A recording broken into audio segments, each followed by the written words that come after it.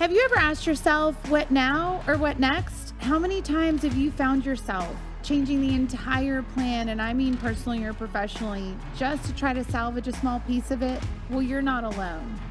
Welcome to Iteration Required with me as your host, Tamila Fati. Welcome back to Iteration Required, and thank you for joining me as I share more personal stories about this journey that we're on together, and hopefully we'll learn to bloom together in so many ways. Today, I want to recap a little bit from the last time and share a couple of things from this week, and I'm going a little off the cuff. I actually had a planned episode and all these great things that I was going to share about. And then I had a week of a lot of things I got to iterate through. And I thought, how great would it be to just give you that, the real side of just things that happen all over our lives. Well, last time we talked about putting people in boxes, unconscious bias. What are the ways that we're framing people and assuming that they are someone that they're not, or making them prove to us who they already know that they are?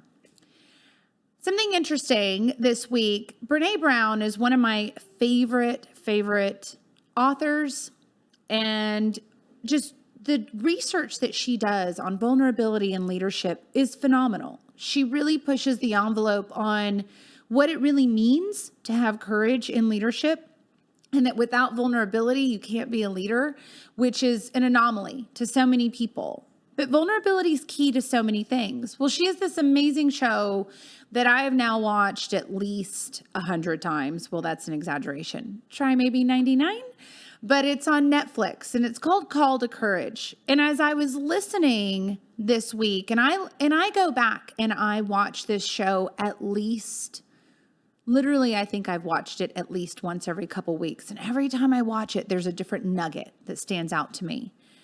Ironically, she has a part in there where she talks about exactly what we talked about the last time.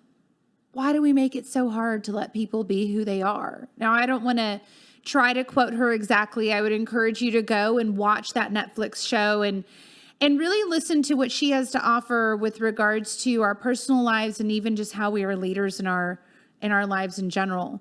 But there is that part right there in the middle where she talks about how have we made it so hard? Why have we made it so hard for people to just get to feel comfortable in their own skin, get to be who they are? Why have we made it so difficult for people to walk into a room and get to be loud and proud, or be quiet and not be judged, whatever that looks like?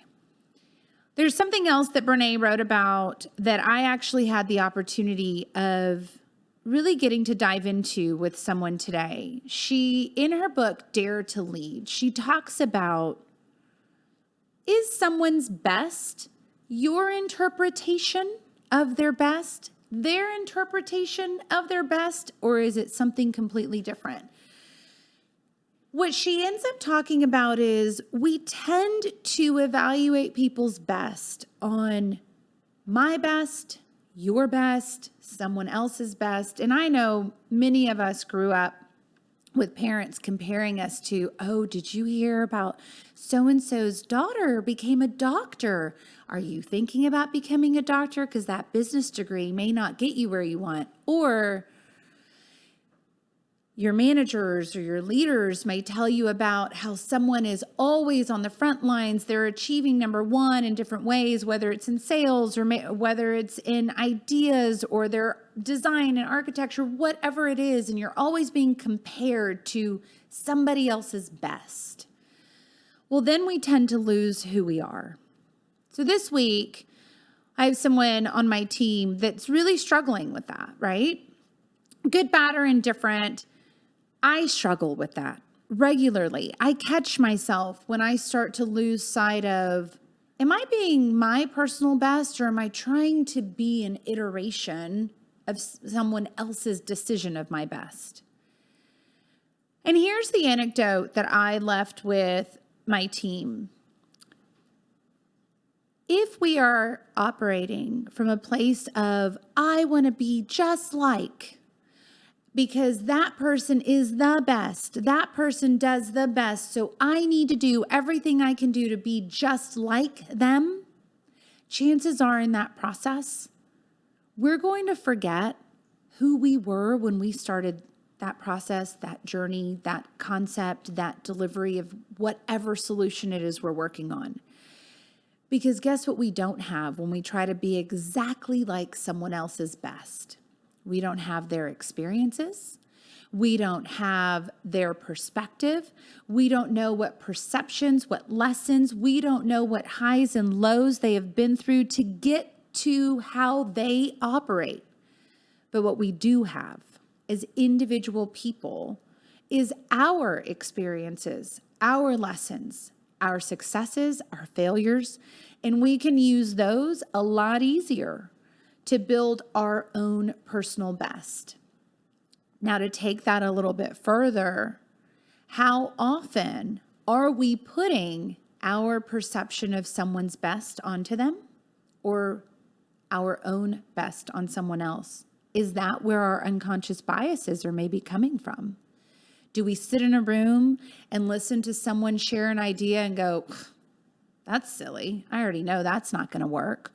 Well, sure, maybe you do. Maybe you absolutely have every fact-based, data-driven reason to know that it doesn't work. But has that person had an opportunity to see that data, understand that data, and to be able to conclude their own version or iteration of, yeah, maybe that won't work? This week, getting to actually look at things from that perspective, and I do this often, but this week stood out to me the most because in the midst of everything going on in my professional life, personally, I woke up to a broken pipe that had flooded my garage on a Monday morning, ended up with people drilling into my foundation, and I'm worried about this home that I'm investing in and doing all this stuff. And so then I become even more conscious when I go to my work life because I have to be very aware that I've got stresses that have nothing to do with work. And so I become that much more aware of, how am I perceiving someone? How am I hearing someone? Am I assuming something about their message? Or is that just me that tired from not sleeping last night? Or is that me worrying about the latest $6,000 plumbing bill that I have to pay for? What is it coming from? And as I did that this week, I paused a couple times and I actually laughed. Because see, 10, 15, 20 years ago, I never would have even stayed conscious of anything that was causing me those disruptions. I never would have started a meeting with, hey guys, I just want to let you know, I may look flustered and whatever. It has nothing to do with what we're about to talk about. I've got some things that I'm working on. And if you hear the jackhammer and the drills and everything going on downstairs, I've got plumbing work going on that was completely unexpected. So I just need you to know it's not you. And what I noticed by doing that this week, everyone responded so different to my messages. 10, 15 years ago, when I didn't start with acknowledging that I knew where I was coming from, acknowledging that maybe my poker face is a little off, people read my words differently. They took my tone differently. They thought I was mad at them or I was frustrated with them, and they went and they were upset and it didn't resonate. Well, that's a big step for me. It really is. And I know that sounds funny for me to say, but it's a huge step for me. And the reason why is my pride stood in the way for a long time of never wanting to admit that my life just isn't perfect. If you go back to the very first episode, I talk about that a little bit, right? I was raised by a family in a culture that taught me to be perfect. I'm supposed to just put the smile on my face. It does not matter what's going on. You never take that dirty laundry out of the house. Nobody cares about your problems. Nobody cares about what's going on. Suck it up, buttercup. Get out there and do your thing. But this week, I actually started to really break into being human a lot more and allowing people to hear and know I'm not perfect. My personal life isn't flawless. There isn't everything that's awesome and amazing. No, the noise in the background is not something silly. It was unexpected, and it's costing me a lot of money, and I'm actually a little panicked over it.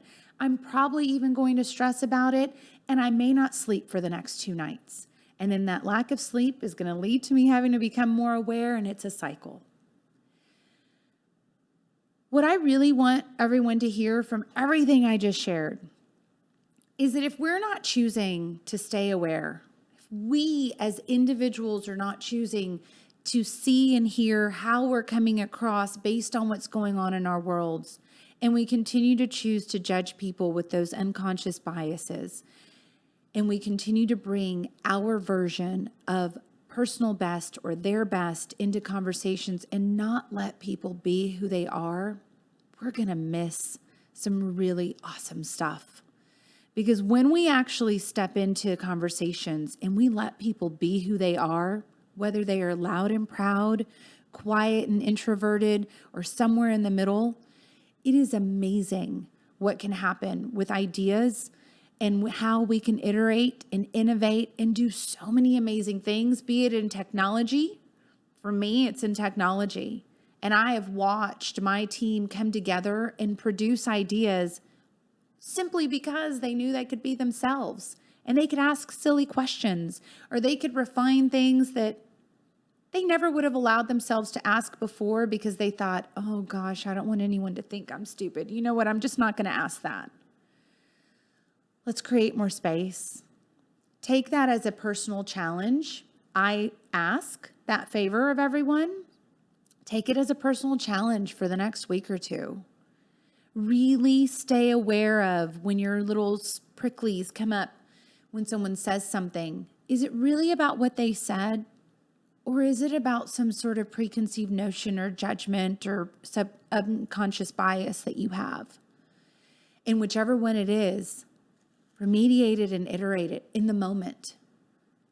See if you don't hear the message differently. See if you don't learn something new from that person. See if that doesn't actually have you come up with newer ideas that are out of the box.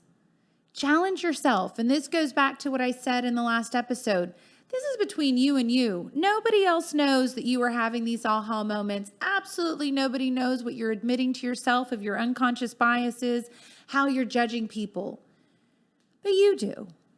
And the more you actually choose to be honest with yourself, the more authentic you're becoming in your life.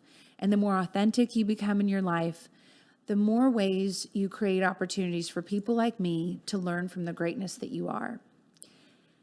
Thank you for joining me today, and I hope you enjoyed what was my real life examples of everything that I have survived this week. Well, maybe not everything, but a lot of it. And join me again next time as we talk about how we iterate through our personal and professional lives. Thank you again. Bye, everyone.